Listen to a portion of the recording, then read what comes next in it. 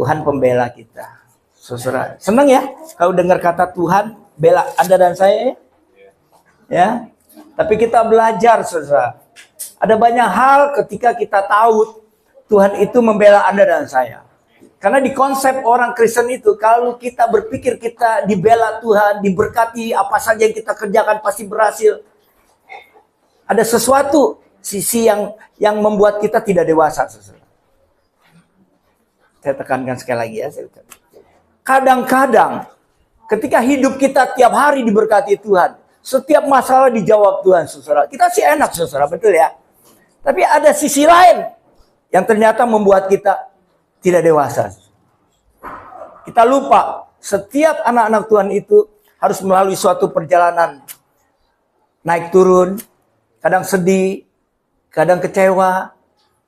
Tapi kalau kita diberkati setiap saat, kalau ada masalah kita ditolong Tuhan, apa yang terjadi, saudara? Kita menggampangkan anugerahnya. Amin, betul, saudara? Ya, hari ini kita mau belajar bahwa pembelaan Tuhan atas hidup Anda dan saya.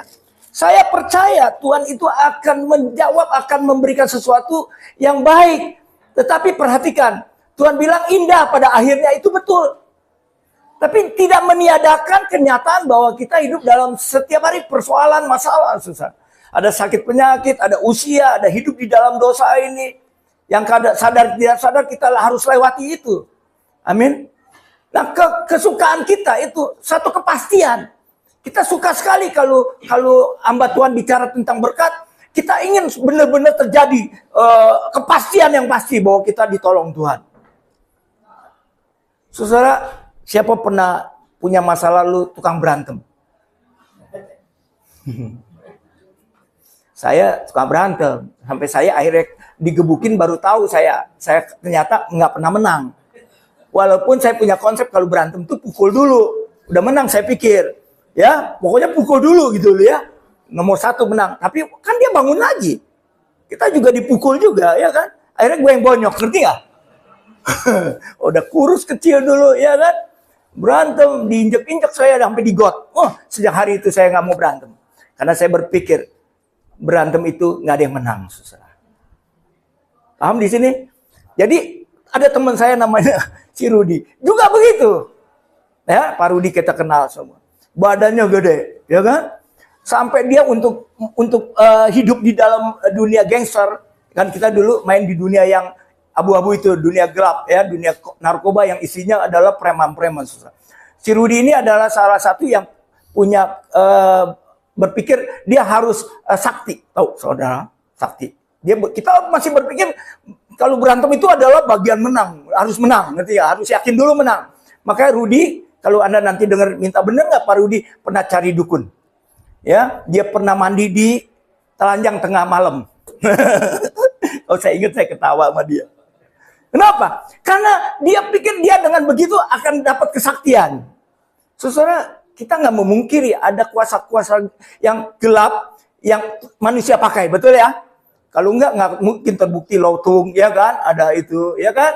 Jadi kita nggak memungkiri kenyataan hidup ini memang ada orang-orang tertentu yang memakai dewa atau kuasa-kuasa di luar itu yang membuat dia sakti. Saudara mesti perhatikan ya, zaman dulu kita belum ngerti firman Tuhan, belum ngerti apa, belum kenal Tuhan. Saudara, orang-orang zaman dulu juga tidak kenal Tuhan. Ya, yang mereka tahu hanyalah orang-orang sakti ini, dukun-dukun, saudara. Ya, dewa-dewa yang sakti, saudara. Nah, perhatikan ya, saya khotbah ini adalah saya baru mulai belajar mengkhotbahkan sebuah jenis khotbah namanya expository. Itu menceritakan sebuah perjalanan firman Tuhan yang saya singkat dan saya simpulkan. Jadi perhatikan sedikit serius karena saya akan mencerita lebih banyak bercerita. Ya, tapi firman Tuhan, saudara, ya. Nah, saya ingin Anda paham dulu, ya, yang dimaksud dengan dewa atau Tuhan itu Yahweh itu, orang mulai kenal Yahweh itu bukan sebagai Tuhan, tapi sebagai Allah yang terbesar dari Allah-Allah yang lain. Paham? Zaman dulu nih, ya, dimana penulis ini dulu belum tahu kalau bumi itu bulat. Kita harus akui. Ya, karena keterbatasan pengetahuan, maka mereka menganggap dewa-dewa itu adalah ala-ala kecil. Jadi saya mau jelaskan dulu supaya Anda tidak salah apa yang saya ceritakan. Ya, jadi saya mulai dengan di Mesir, di mana kita tahu bahwa kejadian Tuhan membawa orang Israel keluar dari Mesir itu luar biasa. Kenapa? Karena Mesir pada kondisi waktu itu adalah banyak dewa di sana. Ya, kalau kita tahu sejarah, kita tahu dewa yang paling besar di Mesir itu namanya Ra, dewa matahari. Dan mereka itu menyembah banyak dewa di sana. Ya, dan lewat sebuah perjalanan panjang, Tuhan memakai Musa, menyatakan dirinya lewat Musa, Tuhan yang kita kenal hari ini sebagai Bapa, pencipta langit dan bumi, ya, yang satu-satunya Tuhan yang esa. Ya, bukan dewa-dewa ciptaan manusia, itu bukan. Ya, jadi pada waktu mereka bangsa Israel keluar dari Mesir, itu luar biasa Tuhan nyatakan dirinya. Ya, di mana Mesir banyak dewa-dewa, dan akhirnya dengan kuasa Tuhan, bangsa Israel itu diizinkan keluar dari Mesir. Perhatikan, bangsa Israel menteriak sama Tuhan. Ya, kerinduannya ingin bebas merdeka dari perbudakan. Tuhan kirim Musa. Ternyata nggak dikasih, karena di Mesir banyak dewa-dewanya. Tuhan menyatakan kuasanya, ya kita tahu semua, tongkat bisa jadi ular dan lain sebagainya. Ada ini, ada itu, ada ini. Dan saya singkat, mereka dengan otoritasku keluar dari Israel. Yang lebih hebat lagi, keluar dari Mesir. Yang lebih hebat lagi, di dalam perjalanan, Tuhan menyatakan dirinya juga lewat tiang awan, tiang api. Di perjalanan itu juga Tuhan menyatakan dirinya memelihara bangsa Israel, betul? Tuhan udah menyatakan dirinya. Tapi bangsa Israel pun bandel, saudara. Kecewa. Paham nggak kecewa? Nggak dikasih minta makan daging dan lain sebagainya, komplain sama Tuhan. Bahkan nggak taat, saudara. Dia membangun keluar dari kepercayaannya kepada Tuhan, membuat patung lembu. Berarti Anda tahu ya, orang Israel ini menjerit, keluar di bawah Tuhan, komplain di tengah jalan, betul? Jatuh di tengah jalan sehingga ada korban banyak. Saudara, perhatikan ya. Ya, tapi Tuhan tetap membela mereka. Oke ya, perhatikan ini. Walaupun Tuhan marah sama mereka. Ya, tapi Tuhan tetap sesuai dengan yang dijanjikan, dia bawa keluar, saudara. Ya, akibat dari perjalanan dari Mesir ini, nama Tuhannya orang Israel itu, dewanya orang Israel itu, kalau Anda baca Tuhan di Alkitab itu, Tuhannya bukan cuma huruf besar di depan, tapi Tuhan besar. Itu menyatakan bahwa dia Yahweh, Tuhan yang maha besar itu, saudara. Perhatikan ya, begitu terkenalnya. Dan perhatikan juga bagaimana Tuhan Israel ini, Yahweh ini memberi makan bangsa Israel, memelihara mereka. Perhatikan, Tuhan bela mereka begitu luar biasa. Ya, keluar dari Mesir, dan nama Yahweh itu terkenal di mana-mana. Kenapa? Lewat perjalanan mereka menuju tanah perjanjian, mereka membunuh banyak orang, musuh-musuhnya, orang-orang Aram ya, orang-orang Aram, orang-orang yang lain, Midian, bangsa Midian dan lain-lain sebagainya, Amalek segalanya. Ya, berarti Tuhan itu luar biasa menyertai bangsa Israel. Ya, setiap lawan habis dibabat sama bangsa Israel. Ya, kalau hari ini perang, saya juga nggak ngikutin perang karena masuknya ada yang bela ini. Namanya udah perang, nggak ada yang menang, paham nggak? Tapi saya percaya ada janji Tuhan kepada bangsa Israel, nggak tahu caranya gimana. Tapi saya juga lihat bahwa sepanjang perjalanan Israel juga banyak Tuhan gak bela orang Israel. Perhatikan nih. Jadi kalau Tuhan membela kita, belum tentu loh, dalam kondisi apapun dia bela kita. Kadang dia izinkan bangsa Israel kalah. Kalau Anda baca sejarah. Jadi Tuhan pembela kita itu ada rencana di dalam dia membela Anda dan saya hari ini. Bukan berarti meniadakan bahwa kita lepas dari masalah. Lepas dari beban hidup. Lepas dari orang-orang yang coba menipu, mengecewakan kita. Perhatikan. Dia membela kita ini besar loh. Maknanya dalam, saudara. Nah, jadi bangsa Israel ini keluar, terkenal di seluruh dunia. Ya, dia mau masuk tanah perjanjian, dan di dalam tanah perjanjian itu di pinggiran dia menginap di satu tempat, saudara. Ya, dan kebetulan ini kita mulai cerita. Ya, kita buka Bilangan 22. Saudara. Nggak tahu Pak Bagus nanti sore kok mirip-mirip pahlawan gitu. Saya ini bukan bicara pahlawan. Saya berbicara seorang yang namanya dukun. Penenung. Ya, tapi di kitab Perjanjian Baru ternyata dia juga nabi Tuhan. Nabi ini penafsiran beda-beda dari para hamba Tuhan. Ada yang bilang dia ini penenung, dukun, ya. Dia juga ada yang bilang Bileam ini seorang nabi. Ya, nanti di akhir kalau Anda bisa ikutin terus ya, di 2 Petrus dia bilang dia nabi Tuhan, non orang Israel. Artinya dia seorang nabi yang bukan orangnya Yahudi. Ya. Nah, Bilangan 22 ayatnya kedua, dua dulu dah ya. Atau bisa digabung nggak 23? Nggak bisa ya? Ya oke. Bilangan 22 ayat 2 berkata gini, Balak bin Zipor, siapa tahu Balak? Balak itu adalah raja Moab. Ya. Balak bin Zipor melihat segala yang dilakukan Israel kepada orang Amori. Seorang raja Moab, ya. Mendengar dari banyak. Saya percaya orang ini dalam kondisi takut, saudara. Karena dia mendengar sesuatu yang hebat-hebat. Saudara perhatikan ya. Balak bin Zipor melihat segala sesuatu yang dilakukan Israel kepada orang Amori, maka gentarlah orang Moab terhadap bangsa itu. Bangsa siapa? Bangsa pilihan, bangsa Israel. Karena jumlahnya banyak, lalu muak dan takutlah Moab karena orang Israel. Ayat 3. Ayat 3 udah ya. Ayat 4. Lalu berkatalah orang Moab kepada para tua-tua di Midian, tentu saja laskar besar itu akan membabat habis. Ini berita buruk, saudara. Ya. Sesuatu ketika kita diterima berita buruk, masalah kita tambah takut kita. Ya, ini dia. Ya, tentu saja laskar besar itu akan membabat habis segala sesuatu yang di sekeliling kita. Seperti lembu membabat habis tumbuh-tumbuhan hijau di padang. Adapun pada waktu itu Balak bin Zipor menjadi raja Moab. Langsung 5:6. Raja ini mengirim utusan kepada Bileam bin Beor ke Petor yang di tepi sungai Efrat, ke negeri teman-teman sebangsanya, untuk memanggil siapa? Bileam. Dengan pesan, ketahuilah ada sesuatu bangsa keluar dari Mesir. Sungguh sampai tertutup permukaan bumi oleh, dan mereka sedang berkemah di depan, saudara. Ya, ayat 6. Karena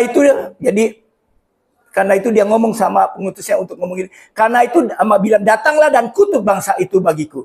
Sebab mereka lebih kuat daripadaku. Mungkin aku sanggup mengalahkannya dan menghalaunya dari negeri ini. Sebab aku tahu siapa yang kau berkati, dia memperoleh berkat. Dan siapa yang kau kutuk, dia kena kutuk. Saudara, perhatikannya. Bangsa Israel begitu terkenal. Ya, walaupun mungkin pada waktu itu nggak seperti yang Balak ngomong.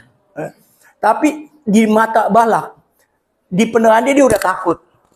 Ya, karena dia takut, dia yakin dia nggak bisa menang lawan bangsa Israel. Tapi ini juga seperti Anda dan saya. Ketika Anda punya masalah, kita cari solusi. Wah, pada waktu zaman itu ternyata Bileam itu adalah sangat terkenal. Ya, kalau Anda terus, dia adalah penenung. Ya, firman Tuhan katakan dia, kalau dia berkati orang maka diberkati. Kalau dia berkutuk, dia mengutuk, maka orang akan dikutuk. Hati-hati nih. Ya kan? Kita seringkali memakai kekuatan kita, minta kepastian, mencari orang-orang pintar. Saat ini saya nggak menutup, kita seringkali mengkultuskan pendeta yang sakti. Betul? Kalau ada masalah, kita percaya. Karena kita percaya kalau dia urapi kita, dia berkati kita diberkati. Anda siapa pernah korban kayak pendeta gitu? Banyak lah ya, termasuk gue dulu. Saudara, dia cari Bileam. Karena Bileam pada waktu itu sungguh-sungguh terkenal. Ya, jadi dia sampai Bileam, dikirim panatua-panatua untuk datang kepada Bileam. Tapi Bileam ternyata menerima mereka, menyuruh mereka menginap. Dan dia berkata, tunggu, gue akan datang sama Tuhan. gua akan tanya Tuhan. Wah, hebat ya. Kalau saya hamba Tuhan, dekat sama Tuhan ya. Ngomong sama Tuhan, betul. Nah, Tuhan ngomong gini ke si dukun ini. Ya, saudara-saudara, kok dukun bisa ngomong sama Tuhan? Karena zaman waktu itu nggak ada monoisme, nggak ada. Itu banyak Allah. Jadi mereka itu berpikir tuh. Dan hari ini kita percaya Tuhan juga memang bisa bicara sama siapa aja kok, betul nggak? Ya, ini kan ditulis pada ribuan tahun yang lalu, ya. Dan Tuhan ternyata ngomongnya seperti ini. Lalu berfirman Allah kepada Bileam, janganlah engkau pergi bersama-sama dengan mereka. Jangan kau mengutuk bangsa itu sebab mereka telah diberkati. Saudara, wah, seneng banget kalau dengar soal berkat ya, kalau kita dinubuatkan gitu. Ya kan, Tuhan pasti berkati kita. Pokoknya apa saja yang lu lakukan, Tuhan berkati. Tuhan tolong, betul nggak? Kita sering kali begitu. Sehingga kita fokusnya lupa. Ada hal yang kita harus bantu berdua dengan Tuhan, bangun hubungan dengan Tuhan, kita lupa. Kita hanya dengar orang-orang yang bicara, hamba-hamba ini yang tanda kutip sakti ini. Ya, saya ngomong agak kencang sedikit, pelan-pelan aja, takutnya lari nih. Ya, jadi si Panatua ini pulang ketemu si Balak bin. Ya, Balak kesel. Kenapa nggak diterima ini? Disuruh datang, nggak mau datang ini si nabi ya, si dukun ini. Oke? Dia bilang, kalau gitu lu pergi lagi. Bawa itu orang-orang yang punya nama besar. Ya, penatua, lu bawa uang yang banyak, bawa duit yang banyak.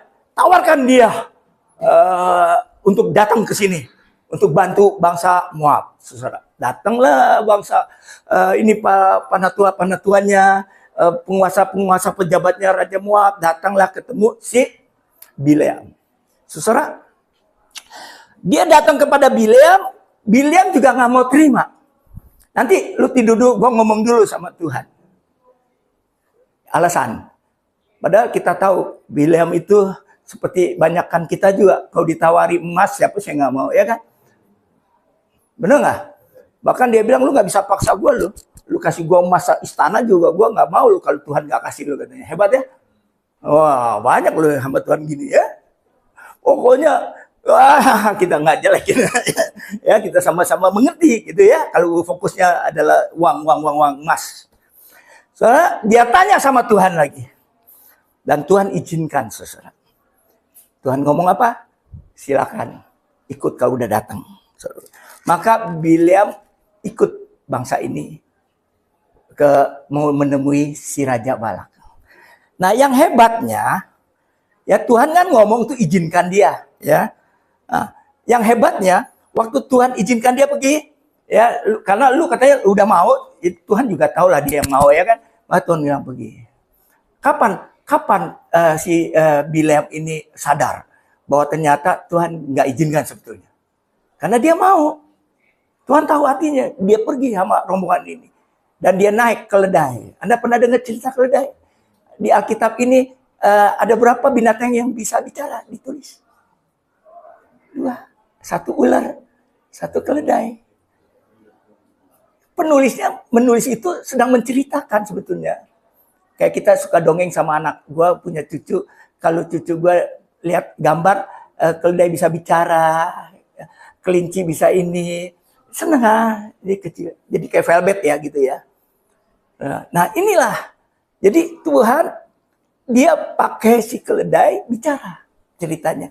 Ya, waktu jalan ya, jalannya pelan keledai ke tebing kena, dia bilang dipukul ke sini, keledai dipukul sama dia. Dan ternyata Tuhan buka matanya si keledai. Ya, dia melihat ada malaikat di tengah jalan. Dan jatuhlah itu si ini Bileamnya. Marah. Dan keledainya lebih marah lagi. Gue ikut lu udah lama bulan tahun. Kapan gue bikin salah sama lu? Kok lu pukulin gue, katanya. Ya. Nah, dibukalah mata Bileam. Ternyata ada Tuhan di depan. Malaikat dengan pedang, susah. Dan dia mengaku dosa sama Tuhan ini. Bagi dukun, bagi seorang nabi itu dulu, dosa itu bukannya dosa yang seperti digambarkan ini, saudara. Dosa yang dia maksud adalah dia mengecewakan dewa-dewanya, ngerti nggak? Ya, jadi pergilah dia ketemu si rajanya Balak. Saudara, waktu Balak minta dia berkati si ini siapa? Bangsa Amalek, bangsa Moab. Oke, perhatikan. Dia datang, dia bilang mau diberkati, tapi dia janji sama si Balak. Gua nggak janji kalau Tuhan taruh gua apa yang di mulut gua berkat, gua nggak bisa ngomong nggak berkat kalau Tuhan nggak izinkan. Hebat ya sama Tuhan kayak gini, luar biasa. Nah, susah akhirnya Balak izinkan. Oke, dia naik dibawa ke sebuah gunung. Kalau dilihat itu pasukan Israel, susah. Dia udah kasih persembahan, udah kasih korban bakaran, ada altar, ada si Balak, susah ya. Nah, dia ngomong lah itu. Tapi dia ngomong apa? Memberkati bangsa Israel. Nanti ada kalau ayat-ayatnya Anda butuh, saya ada catatan. Dia bicara, ternyata berkat yang keluar, susah. Perhatikan ya. Senang dong kalau kita bilang, wah berkat, oke? Kemudian Balak marah. Kenapa lu berkati gitu loh ya? Kan gue udah bilang ini, kalau apa yang Tuhan ngomong, gue gak berani loh katanya. Paham ya? Nah ini kan luar biasa di sini. Si Balak kesal. Oke, kita bawa lagi ke satu tempat lagi. Tuh, dari sisi yang lain. Lu berkati itu, kutukin lu bangsa Israel. Setelah 2 kali, Balak sampaikan juga berkat. Balak menanyakan Tuhan dan keluar perkataan yang Tuhan. Tapi yang ketiga, Tuhan gak bicara sama dia. Tapi dia mulutnya sendiri dikuasai sama Tuhan. Perhatikan nanti Anda baca sejarahnya ya. Dia kuasai sendiri dan dia memberkati bangsa Israel. Saudara, orang yang dalam kondisi takut, marah saudara. Dan tahu Anda kejadiannya? Dan benar. Bangsa Moab kalah sama bangsa Israel. Paham, perhatikan di sini. Tuhan bela dan bangsa Moab itu kalah. Saudara, perhatikan. Saya makanya kadang-kadang kalau ngelihat hamba Tuhan itu bicara berkat sama kita, kita aminin aja. Benar saudara. Tapi kita lupa bahwa kita nggak akan dewasa seperti itu. Kita dewasa ketika Tuhan izinkan kita bergesek satu sama yang lain. Hidup di dalam tekanan kadang-kadang ya. Tapi Anda lihat dah. Sekarang hari ini Anda sehat loh. Anda nggak kekurangan loh. Ini mujizat buat saya. Dan saya mau katakan hari-hari buat orang percaya itu adalah mujizat. Itu namanya pembelaan Tuhan atas hidup kita. Jadi jangan salah. Tuhan izinkan sampai kita menyadari bahwa kita tidak bisa hidup tanpa Dia. Saudara perhatikan. Jadi kalau kita hari ini mencari hamba Tuhan, bagi yang baru-baru masih beberapa tahun mungkin butuh hamba Tuhan. Tapi saya mau tekankan, ya, kalau Anda punya masalah, bangun hubungan pribadi dengan Tuhan. Setuju nggak di sini? Karena saya pun jangan Anda percaya. Karena saya juga punya masalah. Kadang-kadang saya berbagi sesuatu sesuai yang saya ngerti. Padahal belum tentu yang saya ngerti itu Tuhan inginkan Anda terjadi dalam hidup ini. Itu sebabnya di tiap kali mimbar saya selalu disclaimer hal kayak gini. Saya punya kelemahan. Saya punya juga masalah. Yang saya bagikan adalah apa yang saya dapat pribadi saya dengan Tuhan. Sesuai dengan firman Tuhan. Itu bisa iya bagi seseorang, bisa enggak bagi seseorang. Tapi saya mau jelaskan di depan supaya Anda bisa melihat atau belajar dari apa yang saya bagikan ini. Ambil sesuatu yang membangun buat kita. Amin ya. Ya, saya bukan menjadi Tuhan. Saya hanya membawa Anda kepada Tuhan. Ya, sebagai yang berjanji kepada Anda, Dia akan memelihara hidup Anda, menolong kita. Amin ya. Nah, saudara, apa akibatnya kalau kita bangsa Israel diberkati Tuhan? Kita lihat. Coba ya, ayatnya coba.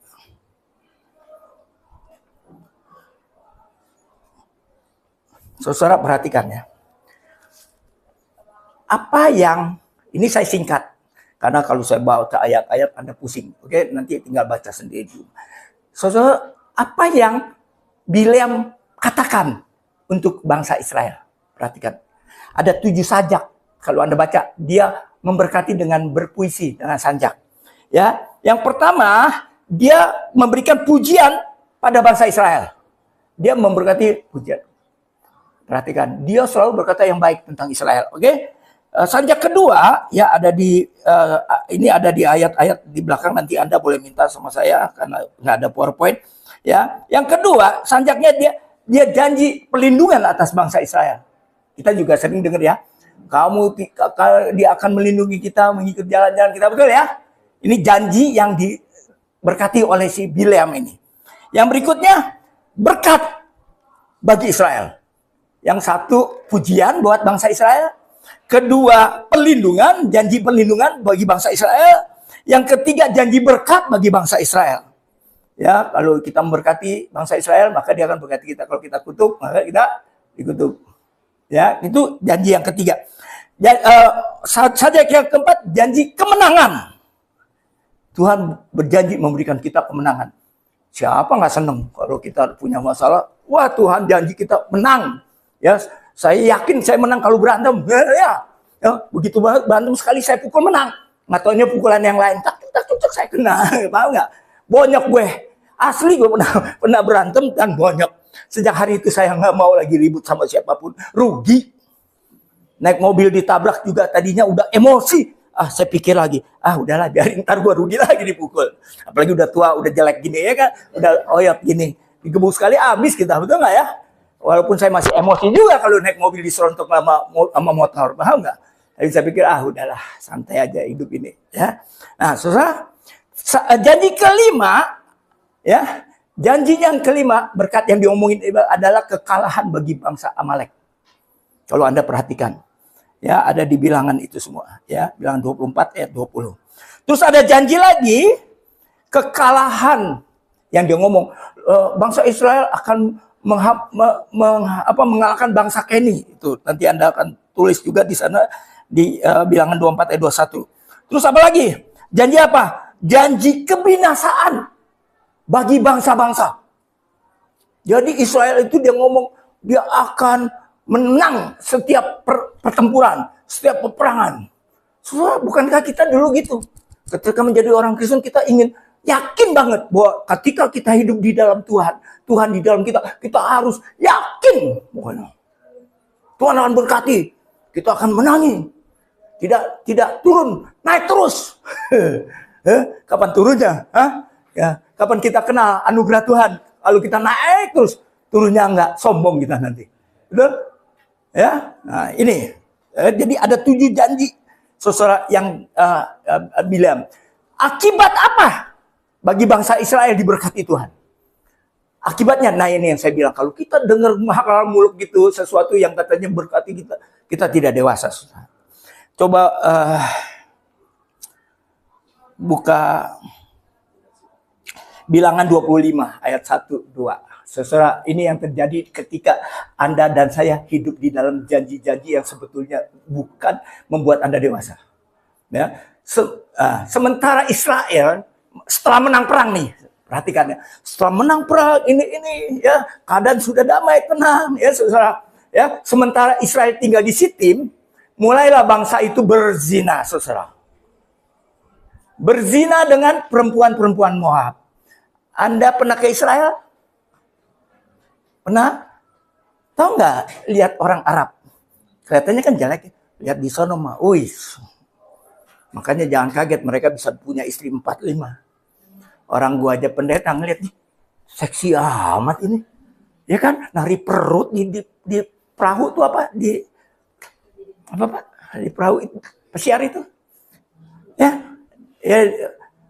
nggak tahu lah di Sungai Nil tuh. Ada tari perut. Ya. Kan saya udah sering kali pergi, biasanya yang nari endut-endut, tahu endut? Ya. Tapi hari itu, buset, seksi dan cantik. Dia nggak tahu saya pendeta, mana tahu. Ya, dia samperin orang foto-foto, ngerti ya? Samperin gue juga, foto-foto. Ya, ngerti ya? Gue diketawain sama orang jemaat dong. Ya, dalam hati gue, sayang gue pendeta, kan gitu. Artinya, kita bisa tergoda loh. Ya, jadi orang Arab itu bukan hitam loh. Putih, mulus, seksi. Nah, bangsa Israel itu tergoda, saudara lihat tuh. keadaan dia bilang udah hidup enak, nyaman, diberkati Tuhan, menang perang, saudara. Dan biasanya orang ini terlena, saudara. Dan dikatakan gitu, mereka berzina dengan perempuan-perempuan Moab. Perempuan-perempuan ini mengajak bangsa itu ke korban sembelihan. Ngapain?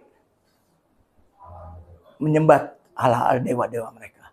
Mengajak bangsa itu ke korban persembelihan bagi mereka, Allah mereka belum kecil. Lalu bangsa itu turut makan dari korban itu.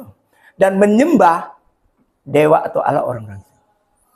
Orang yang hidupnya merasa diberkati Tuhan. Orang yang merasa hidupnya dibela selalu oleh Tuhan. Hati-hati. Karena mereka berpikir pembelaan Tuhan itu adalah apa saja yang kita lakukan, Tuhan bela. Bukan ini. Pembelaan itu adalah kehidupan Anda dan saya disertai Dia. Ya, dibantu ketika Anda melewati lembah-lembah. Dihibur kita. Itu pembelaannya. Perhatikan, saya tekankan ini terus. Karena kekristenan hari ini bilang bela Tuhan, apa saja yang lu kerjakan pasti berhasil. Jadi fokus kita kepada mujizat. Bukan saya nggak percaya mujizat ya. Gue ini bayar sembuh dari gigi gue nih. Karena mujizat nih. Orang sakit gigi minum obat bahaya dong. Udah seminggu gak bahaya bayangin. Bengkak lagi. Khawatir banget otak gue. Ngerti gak lo? Udah tengah malam. Aduh nyelutak tuh. Kalau minum obat baik. Satu malam saya datang sama Tuhan, saya nangis. Tuhan ingatkan. Pakai mulutmu buat memuji Dia. Pakai otoritasku katanya. Wah, saya nangis sambil saya bilang, mulutku memujimu. Padahal nggak bisa memuji karena lagi sakit. Puji kamu Tuhan baik. Aku percaya kamu itu luar biasa baik. Sambil nangis. Tengah malam sendirian, bini di Medan. Masa ngadu sama bini tengah malam? Nggak bisa, kecuali ngadu sama dia. Nah, mulutmu pakai memuji, sama memuji. Sakit hilang nggak? Enggak, tidur. Tanyanya, baik nggak? Pagi-pagi, bahaya lu. Tanpa saya sadarin. Itu iman, saudara. Iman bukan karena dengar kata orang. Iman adalah hasil hubungan kita dengan Dia. Benar apa? Iman ini sesuatu yang digerakkan dari dalam. Dan itu menyertai semua perasaan jiwa. Dan itu terjadi, saudara. Perhatikan ya, saya pendeta yang gak suka kasih sesuatu yang gak di luar ini. Ya, jadi bangsa itu berzina. Dan dia tahu nggak akibatnya bangsa Israel menjinat? Kita buka ayatnya. Saya Bilangan 25 ayat 3 dan 9. Perhatikan. Orang yang hidupnya merasa Tuhan bela, apa saja yang dikerjakan berhasil. Ngaco, saudara. Gue punya banyak contoh saksi temen gue betapa hidupnya hancur. Gara-gara berpikir apa saja yang dia kerjakan. Kalau Tuhan di dalam lu di dalam Tuhan. Minta apa saja yang lu lakukan. Pasti Tuhan sertai. Saya rasa dia bisa menggombal. Jadi maklar calonnya Tuhan itu. Tuhan gak begitu. Ya, ayat 3 dulu. Ketika Israel berpasangan dengan Baal Peor. Berzina dengan menyembah. Mengawinkan berzina dengan orang-orang Moab, orang bangsa Moab ya, Moab. Bangkitlah murka Tuhan terhadap Israel. Ayat 9. Marah Tuhan kita. Dia bisa marah sama kita. Ya, orang yang mati itu ada 24.000 orang, banyaknya kena, bukannya penulis Alkitab bilang kena penyakit wabah. Karena orang Israel nulis bangsanya sendiri, nggak mau bahwa dia dibantai. Susah. Tuhan pakai orang Balak balas dendam. Susah. Tapi bangsa Israel menulis malu sejarahnya kalau dibantai. Dia bilang kena. Kalau sejarahnya catatannya ada hari ini di museum di Jordania bahwa sejarahnya mencatat bahwa bangsa Israel itu kena dibalas dendam oleh si Balak. Mati 24.000. So, kalau gitu Tuhan nggak kasih dong, nggak mengasihi. Nah, Tuhan mengasihi kita kok 100%. Dia tidak mau kehilangan kita. Tapi karena ketidaktaatan manusia, zaman waktu itu ya, jangan zaman sekarang. Karena Yesus sudah mati buat kita, dia bayar kita. Itu pasti. Yesus mati buat Anda dan saya, itu pasti. Kita beriman kepada dia juga itu pasti. Karena dialah yang inisiatif pertama ke kita. Supaya kita bisa percaya kepada dia. Dan kalau jaminan keselamatan itu buat Anda dan saya itu pasti. Tapi ketika Anda berpikir ini semua pasti, anggap Anda bisa berbuat seenaknya, itu yang saya ragukan. Apakah lu kenal, ngalami dia pribadi? Kalau Anda mengalami kasih karunia Tuhan, aduh maaf ya, kita sadar, tahu apa yang harus kita kerjakan. Ya, jadi pada waktu itu luar biasa, saudara ya. Nah, yang terakhir, saudara. Jadi ada kesimpulan nih dari seluruh cerita ini, saudara. Ada dua yang kita petik pelajaran. Ya, apa yang kita bikin? Orang dekatnya Tuhan, artinya orang yang seringkali bicara dengan Tuhan, dekat, merasa dekat, ya. Bisa ada dua hal kesimpulannya. Yang pertama, orang yang dekat bisa menjadi calo-calonya rohani. Calo tahu? Dia bawa nama Tuhan, dia berkati orang. Dia bawa nama Tuhan, dia takutin orang. Tujuannya adalah dapat cien. Hati-hati dengan pendeta kayak gue. Iya dong, harus lu punya pengalaman pribadi dengan Tuhan dong. Pendeta mana juga lemah kalau awewe sama ini. Kalau ditawarin duit, lu berkati gue. Berapa banyak Tuhan senang. Kita diberkati sama pendeta, dibilang baik-baik, betul nggak? Apalagi dia bikin mujizat sama lu akan sehat, lu sembuh. Wah, pakai nama Tuhan sini. Ini calon nih. Besok orang cari kita jadi Tuhan. Dan betapa bobroknya para hamba Tuhan kalau hidupnya begini. Susah. Itu sebabnya kalau ada jemaat cari saya bukannya senang. Jemaat cari saya, Ki, gue mau konseling sama lu. Konseling apa? Perkawinan. Bini gue begini. Aduh, lu cari konselor yang bagus aja dah. Gua nggak ngerti. Kan pengalaman saya beda. Ya kan? Rumah tangga orang jadi Tuhan gue. Gue jelasin gini. Walaupun pakai ayat-ayat. Bisa jadi calonnya Tuhan. Itu hal yang pertama. Hal yang kedua. Orang dekatnya Tuhan. Yang benar adalah belajar mengerti isi hati Tuhan. Anda di gereja ini dikasih tahu terus. Jangan fokus sama berkat, jangan fokus sama manusia, jangan andalkan mereka. Itu kan benar kan? Jangan ngejar chain, karena chain itu cuma bonus, betul? Karena hamba Tuhan atau kita semua kebanyakan berpikir bisnis. Kalau Tuhan akan berkati kita, kalau kita bisnis. Ini anak-anak Tuhan nih, makanya kalau kita bisnis, dia akan berpikir apa saja gue bisnis apa, pasti Tuhan sertai. Dia tipu kanan, pinjam uang sini, bohongin orang, akhirnya ketangkep masuk penjara. Betul nggak? Yang kedua, kesimpulan setelah ini, ya Bileam ini apa? Kita harus jadi saksi hidup buat Tuhan. Bukan ngomongin berkat bu. Aduh, seneng ya kita dikatakan dapat berkat ya. Tapi kenyataannya kalau nggak dapat kan kecewa. Kecewa sama siapa? Sama hamba Tuhan juga kecewa, betul? Apalagi kita udah baik sama hamba Tuhan, udah kasih A, B, C, ya kan? Ternyata nggak ditolong juga. Kan kecewa sama hamba Tuhan. Keluar gereja. Cari gereja lagi yang lain. Sama aja. Bahkan orang kayak gini saya percaya, orang yang kecewa, karena dengar suara-suara seperti ini, dia bisa kecewa sama Tuhan. Ya, perhatikan. Jadi saya nggak ngomong apa adanya. Anda buka aja nanti di rumah 2 Petrus. Di situ cari Bileam. Ya ternyata, saudara ya, Bileam itu ditulis oleh beberapa penulis adalah nabi sesat. Saya bacakan aja deh di Yudas 1 ayat 11. Celakalah mereka karena mereka mengikuti jalan yang ditempuh Kain dan karena mereka oleh sebab upah menceburkan diri ke dalam kesesatan Bileam. Bileam dipakai di sebagai tokoh orang yang nabi yang sesat. Kemudian di Wahyu 2:14 ngomong gini. Tapi aku mempunyai beberapa keberatan terhadap engkau, di antaramu ada beberapa orang yang menganut ajaran Bileam, yang memberi nasihat kepada Balak ya untuk menyesatkan orang Israel. Saudara, dia ngomong gitu loh. Memberkati orang itu dikatakan menyesatkan. Aduh, bingung kan Anda? Kita sementara senang kau dapat berkat. Udah bilang, lu akan diberkati. Naik tidak turun. Naik terus kan. Kita senang ya, amin.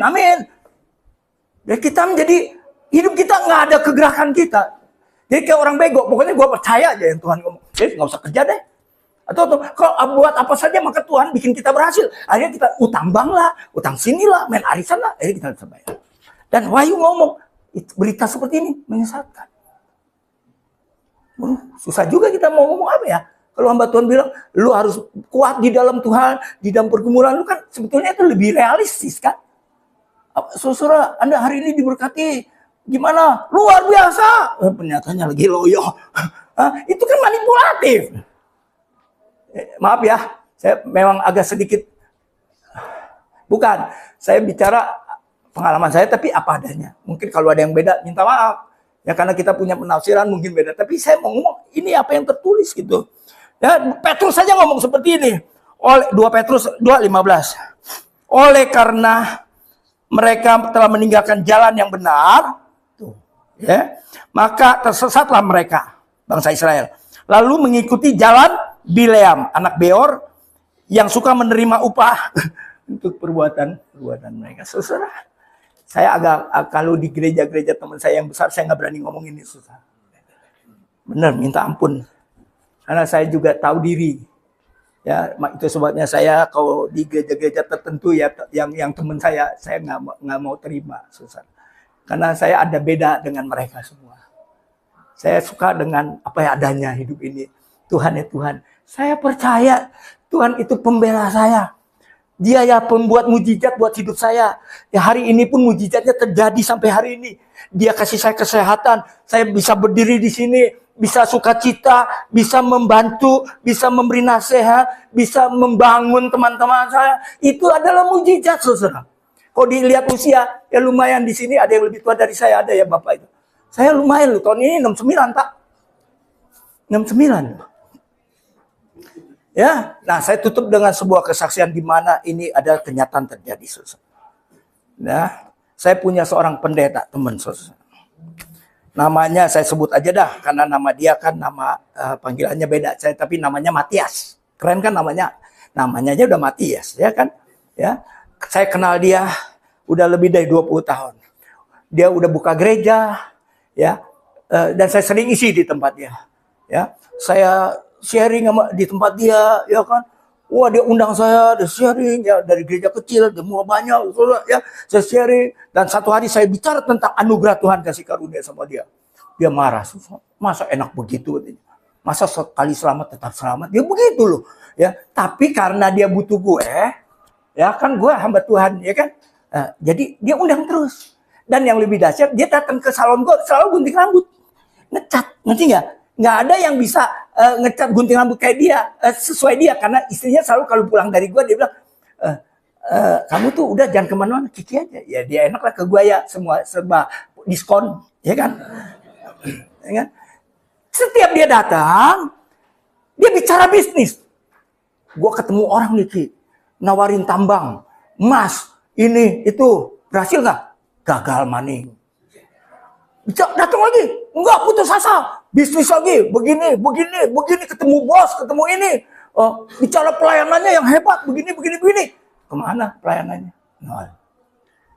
Saya hebat lu, saya hebat, saya kasih semangat. Tiap kali jatuh, datang sama gua, ngeluh. Tiap kali datang, ngeluh. Satu hari saya nggak tahan, dia ngomong gini. Lu salah fokus, bro. Hah? Fokus apa? Fokus lu mamon. Fokus lu mamon. Pada Tuhan, firman Tuhan ngomong, jangan mengabdi kepada dua Tuhan. Sebab ketika lu mengabdi kepada salah satu, lu akan membenci yang lain. Nah, orang Kristen ini kebanyakan di sini nih. Mudah-mudahan di sini nggak ada ya. Nggak ada yang ngaku ya. Nggak lah ya, ini bercanda ya, saudara. Saya percaya di sini semua oke. Saudara, saya ngomong begitu, dia terbuka.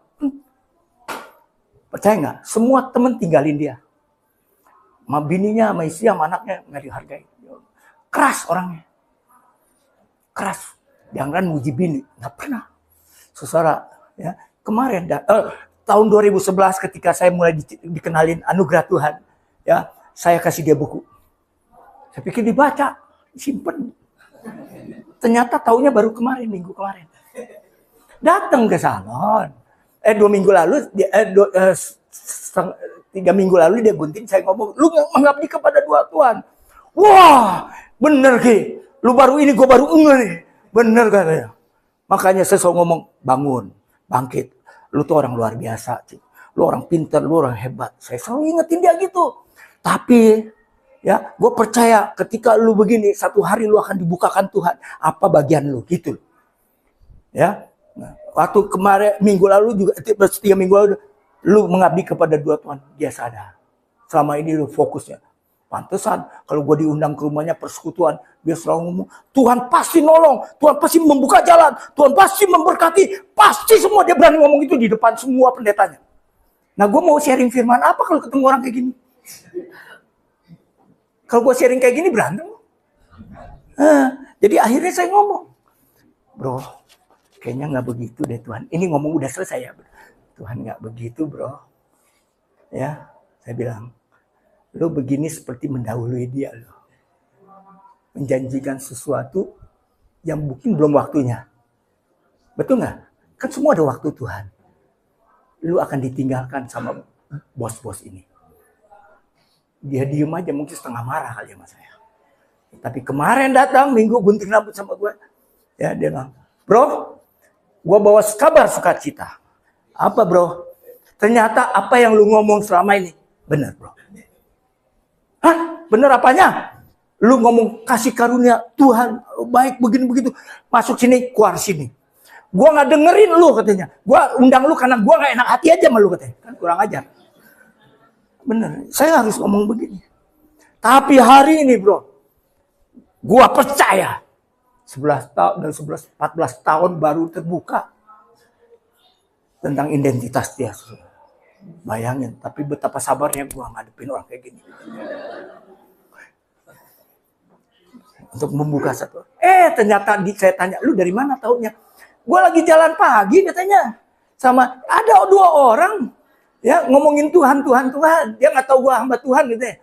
Tuhan. Terus ditanya kenalan. Ngomong, gue Pacing. Saya ini baru sembuh loh. Dari stroke. Sembuh gimana? Dapat mujizat dari Tuhan. Kata namanya orang ini ada 2 namanya ya. Ini jadi teman saya nanti ya buat kita sharing dan mau bikin satu kegerakan di sana di PIK. Ya, dia tanya, gue dapat mujizat. Mujizat apa? Lu tau nggak buku Joseph Prin, Destiny to Reign? Kayaknya ini Kiki pernah ngomong nih buku Joseph Prin yang orang Singapura. Iya, saya baca buku itu, saya sembuh. Hanya baca buku, orang yang stroke sembuh. Jadi hari itu gua cari tuh buku-buku Joseph Prin semua khotbah-khotbahnya. Dan dia cerita sama si ini teman saya. Teman saya terbuka. Saudara, karena dia selalu berbicara dulu, Tuhan pasti berkati. Kalau Anda coba saya bawa Anda punya nggak teman yang punya konsep kayak gini, hidupnya malah tambah susah.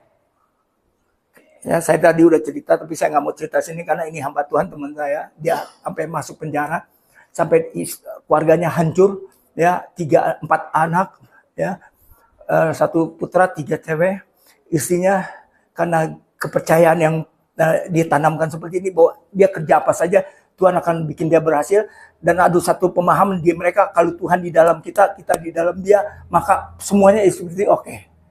Susah kasih karunia. Memang menjanjikan itu, tapi bukan begitu cara kerjanya kasih karunia, bukan. Kalau nggak, kita nggak pernah dewasa. Benar nggak sih saya ngomong gini? Kita akan jadi kayak orang yang diangen-angenin. Apa bedanya kita dengan agama-agama yang lain? Paham nggak? Nggak mendidik kita, nggak membuat kita disiplin, nggak membuat kita sadar bahwa hidup ini ada bagian yang memang harus kita tanggung jawab. Ya, dia masuk penjara dan hidupnya susah. Amin ya.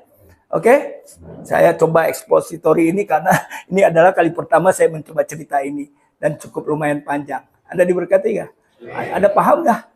Ya, jadi bukannya saya mengajar sesuatu yang namanya Tuhan membela kita, itu Dia akan menyertai kita lewati lembah-lembah. Dia tidak membuat kita celaka, tergeletak. Perhatikan ini. Kalau Anda bisa memahami ini, betapa Tuhan dahsyat di dalam hidup kita. Sekarang yang letih lesu, yang lagi punya sakit apapun, sembuh. Natural dari dalam. Karena kita punya Yesus di dalam. Sesuatu apa yang saya ngomong ketika gigi saya bengkak, Pak? Darah Yesus ada di dalam aku. Cielah, doanya sederhana aja. Pokoknya Yesus sudah di dalam aku. Darah dia mengalir di darahku. Ya, apa yang aku perintahkan dalam nama Yesus pasti pergi.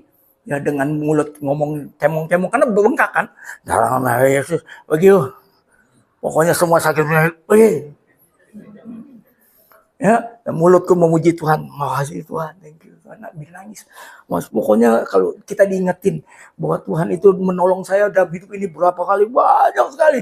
Dan saya sedih. Dan itu saya tidur. Sakit masih sakit tidur pagi-pagi. Tanpa sadar saya makan roti, bikin kopi. Kok udah hilang? Berarti mujizat itu pasti terjadi tiap hari buat kita. Anda mesti percaya itu. Tapi bukan karena usaha kita. Karena iman yang bergerak di dalam kita. Imannya Kristus, bukan kita. Perhatikan nih, bukan kita loh. Karena Kristus, iman dia yang bekerja lewat hidup kita. Dan kerjasama dengan seluruh keberadaan emosi, pikiran, perasaan, akal budi kita. Betul nggak Pak ya? Itu akan terjadi kegerakan-kegerakan. Ya, kita tundukkan kepala boleh.